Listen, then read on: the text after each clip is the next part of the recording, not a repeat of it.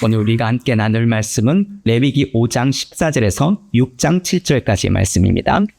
우리가 번제, 소제, 화목제, 속제제, 속건제 지금 이렇게 살펴보고 있습니다. 오늘 이제 속건제에 대해서 같이 말씀을 보려고 하는데요. 오늘 이 속건제가 이전에 있었던 제사와 좀 다른 부분이 있습니다. 이전에 있던 제사는 하나님만 향하여 또 하나님만 생각하며 제사를 드립니다. 그런데 속건제는 하나님뿐만 아니라 이웃에게도 용서를 구하는 제사가 속건제입니다. 잘못을 저지른 것, 그것에 대해서 하나님께 나아가서 제사 드리는 것 맞습니다. 하지만 내가 만약에 이웃에 대하여 피해를 끼친 것이 있다면 이에 대해서 손해배상을 꼭 이웃에게 해야 한다는 것입니다. 그런데 오늘 우리가 보고 있는 이 속건제가 지난 시간에 보았던 속제제와 비슷한 점이 많습니다. 그래서 좀 구분하기가 어려울 수 있는데요. 속제제와 속건제의 차이를 보면 일단 첫 번째로 범위에 대해서 좀 차이가 있습니다. 속죄제는 일반적으로 하나님의 계명과 율례와 규례를 범한 경우에 드립니다. 그런데 속건제는 하나님의 권위에 그 하나님의 권위를 침범하고 또는 다른 사람의 그 권리를 침해했을 때, 그래서 해가 발생됐을 때 드리는 경우가 속건제입니다. 그러다 보니까 속건제가 좀 더 범위가 좁습니다. 그래서 이 속건제를 제2의 속죄제라고도 부르기도 합니다. 그리고 이 속죄제와 속건제의 차이점 두 번째는 대상과 제물에 있어서 차이가 있습니다. 속죄제는 제사를 드리는 그 제사자가 제사장, 회중, 족장, 평민 그 직책에 따라서 그 제물이 구분되어서 제사를 드렸습니다. 그래서 제사자의 신분과 그 형편에 따라서 숫송아지 또는 수염소, 암염소, 어린 양, 산비둘기 이런 여러 가지 것들을 드리게 되었습니다. 그런데 속건제는 모두 흠없는 수양으로 드리게 되어 있습니다. 왜냐하면 이 속건제는 개인적 성향이 강하고 그리고 이 속건제에서 정말 중요한 부분은 지금 자신이 손해를 끼쳤던 그 재물 여기에 있기 때문에 그렇습니다. 그래서 이 속건제를 드릴 때는 자신이 손해를 끼쳤던 그 재물과 또 재물의 5분의 1, 약 20%에 해당되는 것을 더하여 드리게 되어 있습니다. 그래서 이 속건제는 배상의 의미가 더 담겨 있습니다. 다음으로 이 속죄제와 속건제의 차이를 보면 세 번째로는 피를 처리하는 방법에서 다릅니다. 속죄제는 특별히 제사장과 회중이 드리는 그 속죄제는 성소 내에 휘장에 피를 뿌립니다. 그리고 향단에 뿔을 바르고 또 번제단에 뿌린 후 남은 피는 번제단 밑에다가 쏟습니다.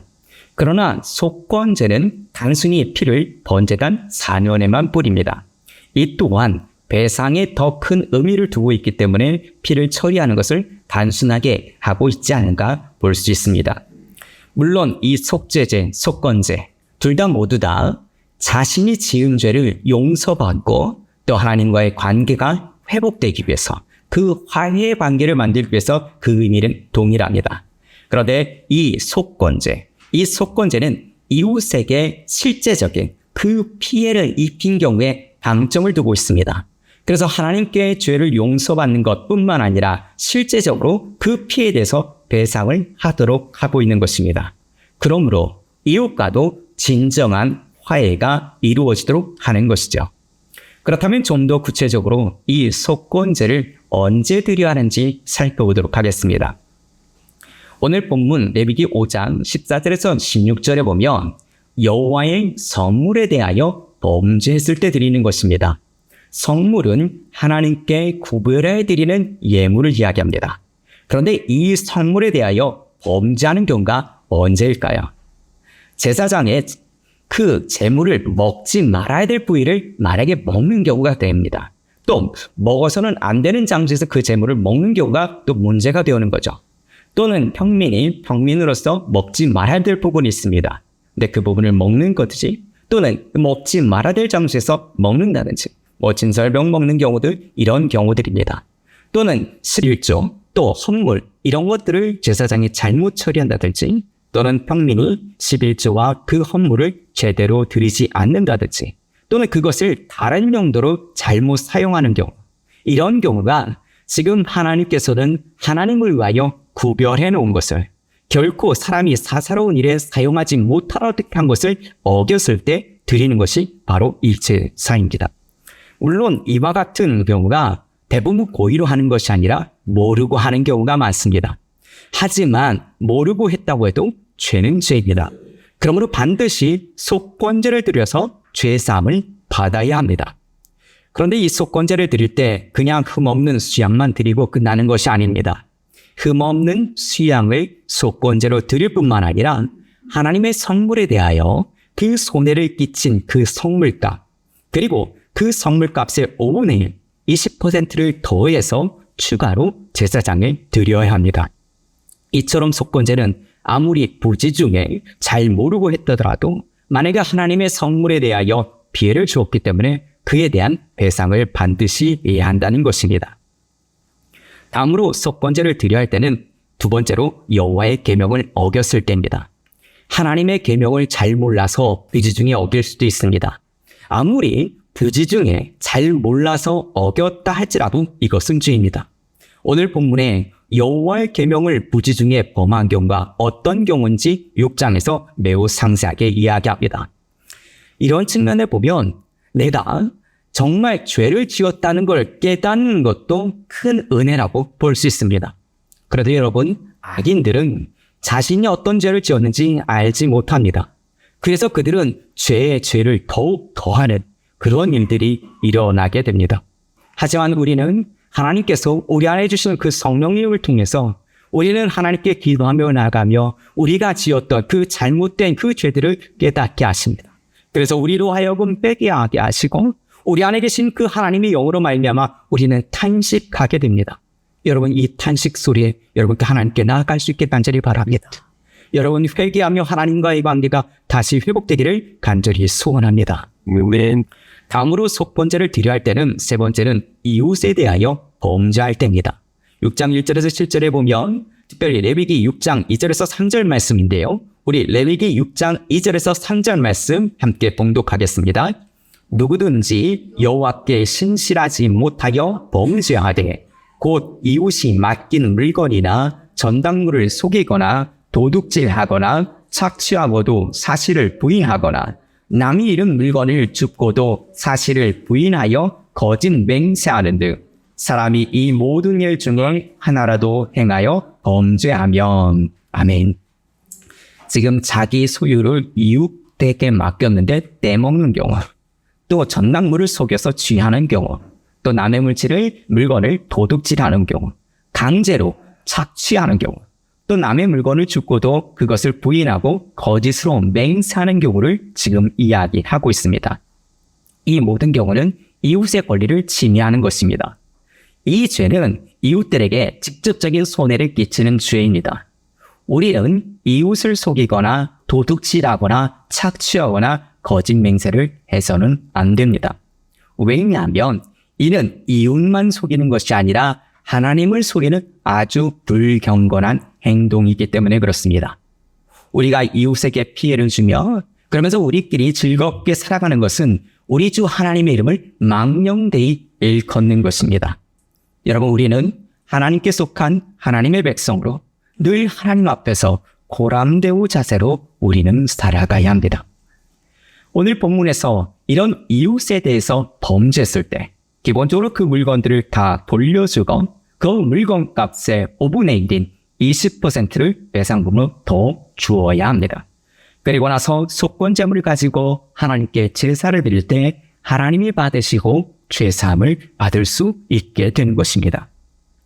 그러면 다음으로 속건제를 드리는 방법에 대해서 살펴보겠습니다. 첫 번째로 흠없는 순양을 제물로 가져와야 합니다. 순양도 아무 것이나 가져와서는 안 됩니다. 성소의 세겔로 몇 세겔 은에 해당되는, 그래도 어느 정도 좀 가격이 있는 흠없는 수양을 가져와야 합니다. 다음으로 두 번째는 범죄한 물질 전부를 반환해야 합니다. 하나님께 속건제를 드리기 이전에 남에게 손해를 끼치고 잘못한 것이 있다면 그 사람에게 먼저 배상을 충분히 다하고 용서를 구해야 합니다. 그리고 그 이후에 하나님께 나와 속건제를 드려야 한다고 말씀합니다. 그런데 이런 내용이 신약 마태복음에도 기록되어 있습니다. 산상수훈인 마태복음 5장 23절에서 26절 말씀인데요. 우리 마태복음 5장 23절에서 26절 말씀 함께 봉독하겠습니다. 그러므로 예물을 제단에 드리려다가 거기서 너희 형제에게 원망 들을 만한 일이 생긴 것이 생각나거든 예물을 제단 앞에 두고 먼저 가서 형제와 화목하고 그 후에 와서 예물을 드리라. 너를 고발하는 자와 함께 길에 있을 때에 급히 사과하라. 그 고발한 자가 너를 재판관에 내어주고 재판관이 옥리를 내어주어 옥에 가둘까 염려하라. 진실로 너희에게 이르노니 내가 한 푼이라도 남김없이 다 갚기 전에는 결코 거기서 나오지 못하리라. 아멘. 여기서 특별히 보면 너를 고발하는 자와 함께 가일에 있을 때 급히 사과하라라고 말합니다. 이 말씀은 지금 속건제에 있는 그 정신이 그대로 담겨있는 말씀이라고 보고 있습니다. 남에게 해를 끼치는 것 죄입니다. 하나님은 남에게 해를 끼치는 죄를 결코 가볍게 보지 않는다는 것입니다. 우리가 고의가 아니라 할지라도 남에게 해를 끼친 악행에 대해서는 먼저 마음에 진실로 용서를 구하는 회개도 있어야 하지만 반드시 그 값에 실질적으로 지불을 해야 한다는 것입니다. 하나님은 이웃에게 해를 끼치는 것을 하나님께만 범죄한 것만큼 매우 중요한 죄로 보고 계십니다. 그래서 우리는 진심으로 배상을 하며 용서를 구해야 하는 것입니다. 다음으로 속건제 방법으로는 세 번째는 범죄한 물질의 5분의 1, 약 20%를 더해서 배상해야 합니다. 기본적으로 배상이라는 것은 양측의 화해를 목적으로 하는 것입니다. 그래서 원래 범죄한 물질보다 더 많은 것을 배상함으로 화해에 도달하도록 하는 것이죠. 그래서 진정한 화해는 가해자 측이 진심으로 가능한 최대한으로 보상해 줌으로 말미암아 피해자부터 용서를 구하는 것입니다. 그러므로 그 가해자가 먼저 자신의 과오를 인정하고 화해를 이끌어내기 위해서 최대한으로 배상하라는 노력을 보여야 하는 것이죠. 세리 삭개오가 그랬습니다. 예수님께 은혜를 받자 그는 자신의 죄를 깨닫게 됩니다. 그리고 그가 말하기를 자신이 만일 남의 것을 속여 빼앗은 일이 있으면 내일 갑절이나 갚겠나이다 라고 고백합니다. 이는 자신의 범죄로 인해서 그 피해를 입은 그들에게 용서를 구하기 위해 진심으로 노력하는 모습을 볼 수 있습니다. 이것이 바로 진짜 은혜를 받은 하나님의 백성, 진짜 구원을 받은 자의 모습이라는 것입니다. 네. 지난 시간에 이어서 속죄제와 속건제를 살펴보면서 우리가 꼭 기억해야 될 것이 있습니다. 속죄제, 속건제, 그 제사 방식이 오늘 신약시대를 살고 있는 우리와 많은 다르지만 그래도 아무리 중요한 것은 정말 아무리 몰고 지은 죄라 할지라도 우리는 하나님 앞에서 반드시 해결받아야 한다는 것입니다. 무지 중에 모르고 지었다 할지라도 반드시 우리는 하나님 앞에 죄의 용서를 받아야 합니다. 뿐만 아니라 이웃에게 해를 끼치는 경우 먼저 그에게 용서를 구하고 하나님께 용서를 구해야 한다는 것이죠.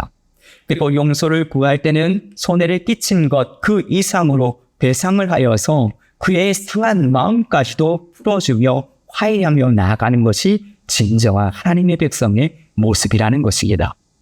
어쩌면 너무나 당연한 이야기입니다.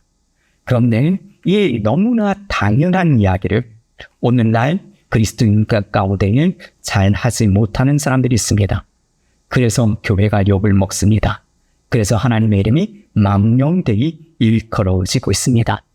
여러분, 다른 사람은 몰라도 우리만이라도 늘 코람데오 자세로 늘 하나님 앞에서 하나님이 내 앞에 계신다는 것을 인식하며 살아갈 수 있기를 간절히 바랍니다.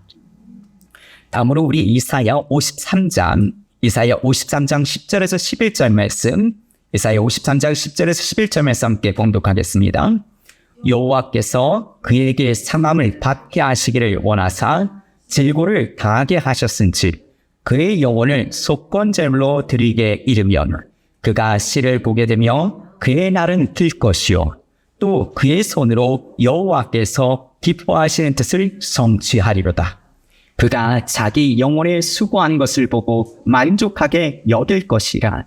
나의 의로운 종인 자기 지식으로 많은 사람을 의롭게 하며 또 그의 죄악을 친히 담당하리로다. 아멘. 예수님께서 사람을 의롭게 하시려고 친히 죄악을 담당하셨습니다. 예수님은 하나님 앞에서 속죄 제물로 드려졌고 이웃에게 대해서는 속건 제물로 죽으셨습니다. 그래서 예수님은 자기 백성들에게 하나님의 성령을 부어주셔서 그의 마음의 법을 지혜하시고 은혜와 사랑을 심어주셨습니다. 이런 예수 그리스도의 그 값비싼 희생 위에 우리가 지금 서 있는 것입니다. 예수님이 만약 그 빚을 갚지 않으셨다면 우리는 여전히 사망의 권세 아래 묶여 소망이 없는 삶을 살고 있었을 것입니다.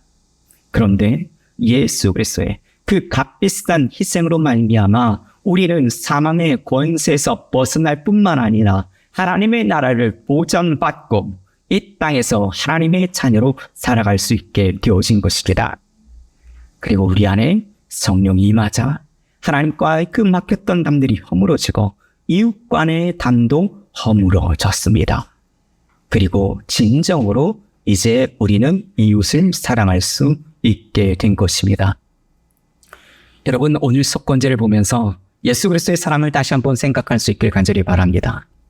그리고 옛 언약에서는 이웃의 것을 도둑질하는 것이 죄였지만 이제 예수 그리스도의 사랑으로 거듭난 우리에게는 이제 새 언약으로 이웃을 사랑하지 않는 것조차도 죄라는 것입니다. 그러므로 이제 우리는 나의 이웃을 도적질하지 않고 이웃에게 해를 끼치지 않는 것, 그러므로 말미암아 이웃으로 내가 잘했다라고 끝나는 것이 아니라 이웃을 사랑하기까지 나아가야 하는 것입니다. 간절히 바라기는 여러분 주위 가운데 위기 가운데 처한 분들이 계십니까? 여러분 그분들을 우리가 정말 받았던 사랑과 우리 받은 은혜로 우리가 그들을 잘 섬길 수 있기를 간절히 바랍니다. 여러분 사랑이란 하나님으로부터 받았던 그 사랑을 우리가 베풀어야 합니다. 예수님은 우리를 사랑하셔서 자신의 목숨을 아낌없이 수많은 사람들의 대소물로 주셨습니다. 여러분 그 사랑을 받았다면 우리도 그 사랑을 흘려내보는 것, 베푸는 것이 너무나 당연합니다. 말씀을 정리하겠습니다. 남에게 해를 끼치는 것이 성경에서 얼마나 주관인지 우리가 함께 보았습니다. 그리고 화해를 위해서 진심으로 자신의 과오를 인정하고 죄에 대한 배상으로 하라는 것도 다시 한번 보게 되었습니다. 그런데 이제 그것으로만 끝나는 것이 아니라 우리는 예수 그리스도의 제자로서 이웃을 사랑해야 합니다. 특별히 여러분은 이웃 가운데 어려운 가운데 처해진 분들이 있다면 그 이웃들을 잘 섬길 수 있길 간절히 바랍니다. 그리고 여러분 그 주위에 그 힘들고 어려운 분들, 그분들이 여러분의 도움과 여러분의 섬김으로 다시 일어설 수 있기를 간절히 바랍니다. 꿈꿀 수 없는 걸 꿈꾸고 소망을 갖지 못했던 자들에게 소망을 가지며 그들이 다시 한번 일어설 수 있도록 생명을 살리는 자가 되기를 간절히 바랍니다. 그래서 그들의 영혼뿐만 아니라 그들의 육적인 문제도 실제로 도움을 줄 수 있는 주의 백성들이 되기를 간절히 소원합니다. 그러므로 하나님의 이름이 영광스럽게 빛날 수 있기를 간절히 바랍니다. 뿐만 아니라 우리 교회 이름이 정말 이런 일들을 감당함으로 말미암아 세상 가운데 진짜 하나님이 기뻐하시는 교회, 또 세상 사람들이 인정하는 교회가 될 수 있기를 우리 주 예수 그리스도로 축원합니다.